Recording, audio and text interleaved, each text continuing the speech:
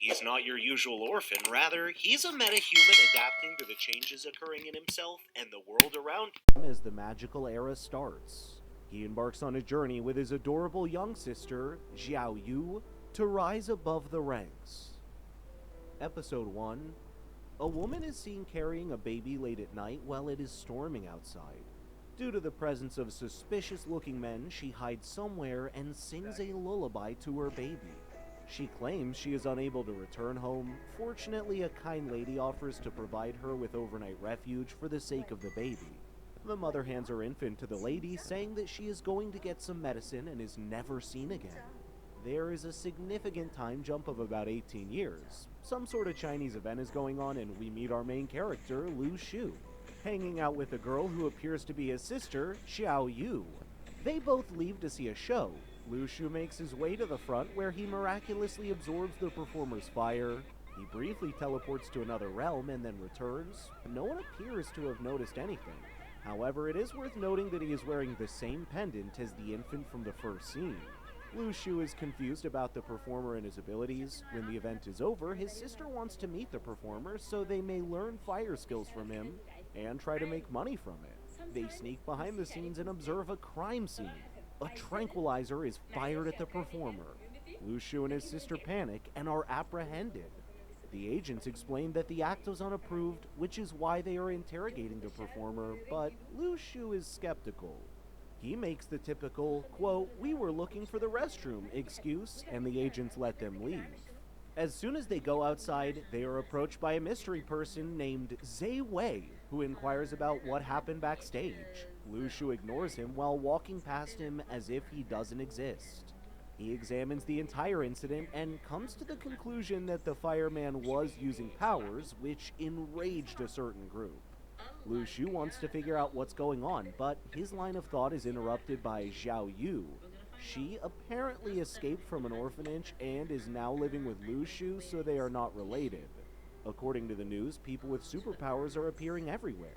Meanwhile, Lu Shu walks outside to grab some instant noodles for a whining Xiao Yu.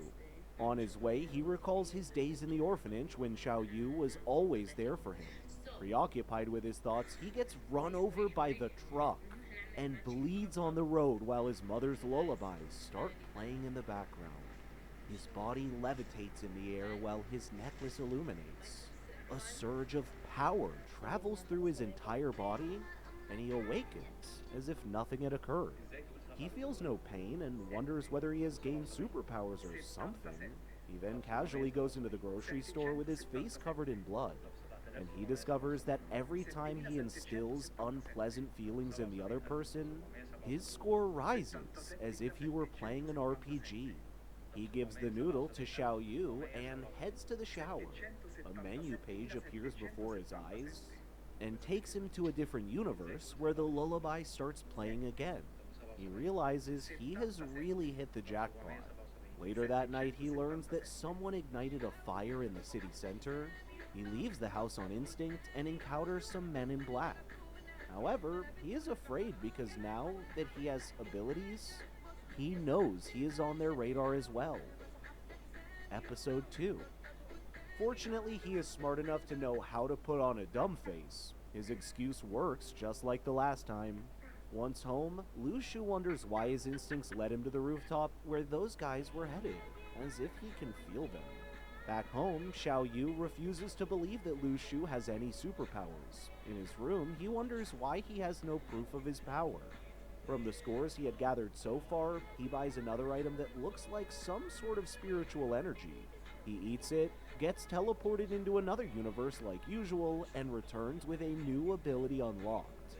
He tests it out and realizes that he can lift his entire bed with just one hand, which makes him determined to earn more points. The next day, Lu Shu sells eggs to make money. Some of his classmates arrive to nag him about having to work to survive. However, Lu Shu has become an expert in annoying others.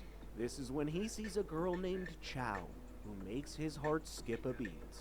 In the classroom, everyone is talking about people with superpowers. Lu Shu learns that there are some ranks for these awakened people, and currently Lu Shu is at rank F.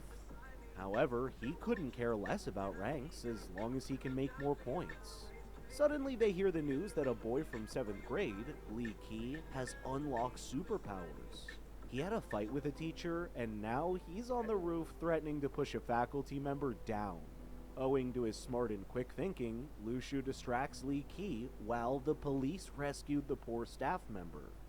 Back in class, Lushu is forced to give a blood sample along with everyone else, and he is not sure what purpose it serves. The next day in school, we find out that blood samples were taken to identify who the awakened students are. They will be provided a special classroom and a special teacher who turns out to be the same agent who tranquilized the fireboy. The name of the students are revealed, and everyone is shocked to find out Lushu's name is on it. The Chow Girl and Lushu's bully are also on the list. In the ending scene, we see an unknown supernatural hooded character take down an entire clan in an epic fight. Episode 3. The next episode opens with the introduction of a new classmate, Jiang Shu, who is also part of the special class meant for the awakened ones. He takes a seat beside Lushu. The special class's teacher, Xia Fei, teaches about unique chemicals. The newcomer turns out to be quite knowledgeable about supernatural phenomena. Xia Fei explains that the abilities of students can be assessed with the help of a chemical. The darker the chemical, the higher the quality of superpowers. He reveals that there are a total of 6 quality standards. It will be revealed tomorrow to which category each student belongs. He also states that with hard work and effort, low-quality ability users can climb up the ranks. Back home, Lushu wonders if the quality of his ability will be low because he had eaten the purification fruit. The game reveals that Lushu has used too many purification fruits, so now they will no longer appear in the draw.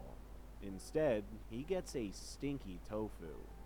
Determined to draw something special, he spins and spins until there is a mysterious black aura, and an object appears in Lushu's hands, and then accidentally seeps into Xiao Yu's consciousness. Just like Lushu, she enters into an unknown star plane that looks different from what we saw with Lushu. She comes back to her senses and exclaims that she is awakened. Lushu hopes his ability will make cash someday, or something better than stinky food. He starts telling the stinky tofu his game rewards him. Many people buy the tofu, doubling Lushu's income, although some people resent its smell, but that also helps Lushu as their negative feelings increases his score points that he can later use to buy more tofu to sell. He's truly a mastermind. He enjoys the next couple of weeks enjoying his business success. One day, he enters his star plane again and somehow summons a magical sword and brings it to the real world. Apparently, he has passed the first level and there are a total of 7 stellar levels to pass. Meanwhile, Xia Fei teaches the students a new method called the Union of Two Aspects, with which they can obtain enormous strength with the help of some spiritual stones. The next day, the old man tries to recruit Lushu again by showing his dazzling swordsmanship, but Lushu couldn't be bothered.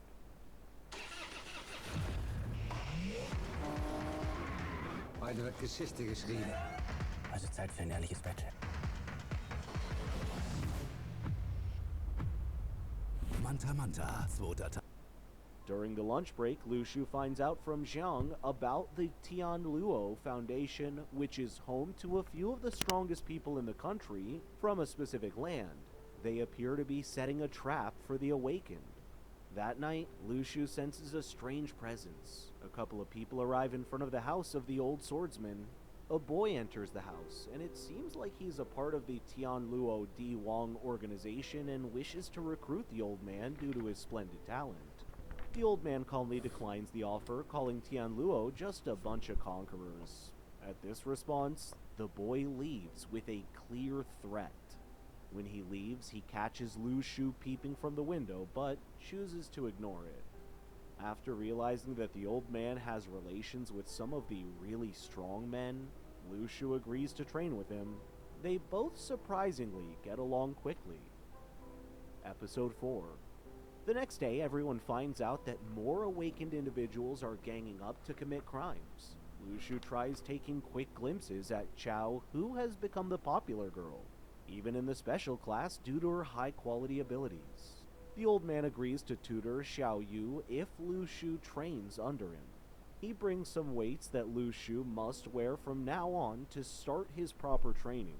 Lu Shu questions that since one of the magical techniques of the Dao Yang class can directly increase strength, then how come he has to train this much? The old man states that the person who created these techniques is known as Shi Shu Jin. He is an expert in the knowledge of superpowers, while Lu Shu zones out wondering about the identity of Shi Shu Jin. The old man states that when it comes to learning swordsmanship, he can't look for quick shortcuts. He commands Lu Shu to put on the lightest weights of 300 kilos. Lu Shu tosses the weights in the air, commenting that these are too lightweight. In response to the shocked expression on the old man's face, Lu Shu reveals that he has already awakened. The old man thinks for a while, and then grabs a paper from the table. He uses his superpowers on the paper, and turns it into something sharper than a sword. The energy from this paper cuts down an entire wall. He then asks Lu Shu to do the same air attack on his own using all his might. Lu Shu musters up all his strength, but fails multiple times. He trains until he gets it right. At the end of the training day, the old man tries to get a promise from Lu Shu that if he ever gains enormous strength, he will take responsibility for it and use it for the greater good. Lu Shu refuses and states that his only responsibility is to survive and look after Xiao Yu. The old man tells him to think again. However, we get an insight into the personality of Lu Shu. Despite all the hardships in his childhood, he has never been unhappy, he just doesn't want more responsibilities.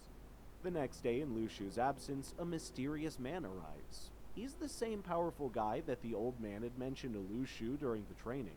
Shi Shu Jin, Xiao Yu says something dumb that annoys the uninvited guest. Lu Shu notices that his score is increased since his star plane is connected with her. He starts running home sensing danger. Shu Jin comments that Lu Shu is too weak to be the old man's disciple. Shi Shu Jin then calmly and politely reminds the old man of Tian Luo's offer for him to join the organization before leaving. Later, the old man asks Lu Shu to check his power level again and hands him the chemical needed. Lu Shu runs the tests and finds out that his power level color is not on the instruction list. All Lu Shu knows is that it represents his star plane color. He tells the old man he is still on the low level and tries to discard the test results. At night, he passes the second stellar level and unlocks Ultra Defense, whereas Xiao Yu passes the first stellar level, although her star plane almost takes over her. It is revealed that she can summon dead animals with her superpowers. While they are enjoying dinner, the three bandits start wreaking havoc again, and Lu Shu and Xiao Yu leave the house to inspect the matter. Episode 5. They witness a group of 3 awakened criminals diligently fighting off some members of the Tian Luo organization. The latter succeeds in cornering the criminals, and soon the police arrive. Realizing the danger of the situation, Lu Shu sends Xiao Yu back home. He then enters the crime scene under some veil and observes the bulky leader of the criminals literally dragging his gang members out to escape. However, a member of Tian Luo uses a blood spell to render him motionless, but it's of no use. Soon Lu Shu gets caught in the crossfire and finds himself confronting the bulky dude. He summons that sword from his star plane and effortlessly crushes the bones of the latter, killing him as a result. Later that night, he takes Xiao Yu out to test her powers, and she manages to capture energy from the same dead culprit. Meanwhile, Tian Luo has arranged a meeting to find out Lu Shu's identity. They claim that he is at least sea level, therefore taking him in is the utmost priority where he may be.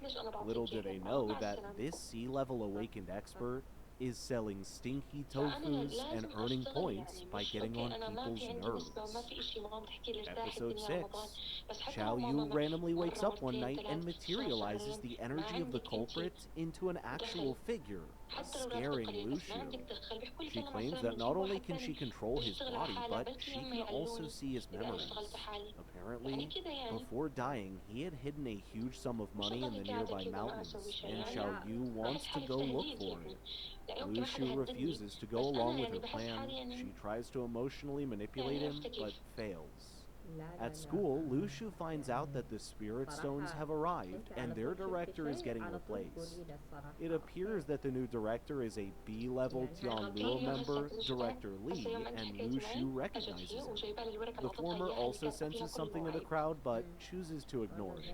He then has a meeting with the awakened students to remind them of their responsibilities in the future and the spiritual stones.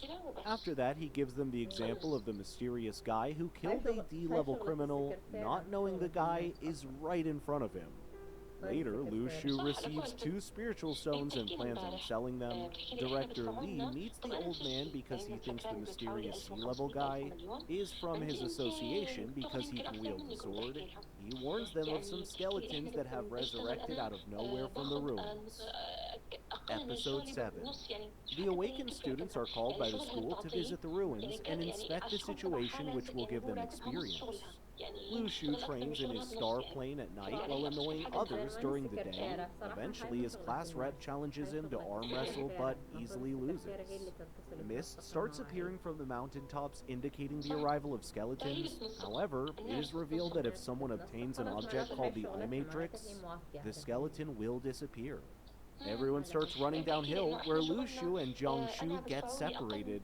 In the middle of the chaos, only Luciu has the guts to stand on his feet and slash the skeletons. He tells them to get out of his landscape as soon as possible and stays behind to deal with the monsters.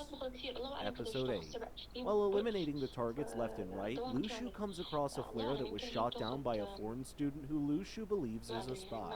It is revealed that his suspicions are true, and the spy is here to plunder the treasures from the ruin. However, soon they get attacked by a herd of skeletons and they both start running for their lives. Luciu still manages to annoy the spy just to earn some points. They escape but find it hard to trust each other. The spy looks for opportunities to run away unnoticed, but Luciu doesn't let him. While replenishing his energy by eating food from the gacha game, he offers the rotten soup to the spy kid, which acts as the last nail in the coffin, and an epic duel begins. Unexpectedly, Luciu uses an attack he has never used before, and the spy kid starts bleeding.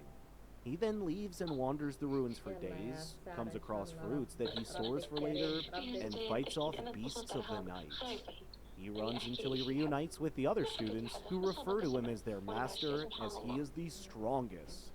Luciu uses the moment to his advantage and shows off the fruits he collected on the way, refusing to give them any. Episode 9. Luciu leaves in search of the Eye Matrix and comes across a skeleton on a horse. He fights with it barehanded and manages to steal its long spear. Meanwhile, Tianluo spots a caravan of skeletons. They conclude that killing their leader will mess up the enemy, but their leader seems to have lost its weapon, which Luciu had stolen. Tianluo struggles in devising a strategy, and that's when Luciu arrives, carrying the spear, shocking everyone. He steals more of their weapons as if it were some walk in the park. Tianluo considers making him join their organization. Episode 10. Being as greedy as he is, Luciu starts selling weapons for cash and jewelry. Later that night, they encounter mysterious creatures that resemble dark energy and trigger the sword inside Luciu's realm, but he is unable to pull it out. The squad finally makes it to the core of the ruins, and Luciu meets the organization's leader, who appears to easily summon his sword that could cause blood loss to an average person. Soon, Director Li arrives with fruits for everyone. They plan on exploring the trench in the core the next morning, but that night, a group of spies departs to find the Eye Matrix themselves. Episode 11. All the ruckus causes Director Li to demonstrate his true strength, much to Luciu's shock. The former claims that it was all part of his plan to expose the spies. They all then travel underground to find the Eye Matrix before the enemy does. However, when they reach the bottom, all spies appear to have died. That's when the same تعرف dark مرة energy رحت forms خبر from إسرائيلية earlier إذا جربت attacks them لما again. اتصلت أم بيزي ما It is بتكون revealed that the ولا spies بتروح transferred their عليها soul and صراحة. energies to one person who is now astronomically strong and invisible. Apparently only Lushu can figure out his location. More creatures attack and Lushu escapes. The ghost spy tries to attack him, but the energies Lushu absorbed earlier counterattack. Episode 12. While everyone is busy fighting, Lushu steals more weapons. He's about to touch a special seal when a skeleton tries to stop him. As soon as he touches it, everyone turns to dust and gets revived back to Earth. However, there is no sign of Lushu and his classmates, including the bully, almost start mourning his death, but then he walks in laid in dazzling jewelry. He goes home to make up with Xiao Yu and inspects the seal he had taken from the realm. Meanwhile, Qianglu can't figure out who stole the Eye Matrix, aka the seal. They also intend on recruiting Lushu and Chao due to their splendid performance.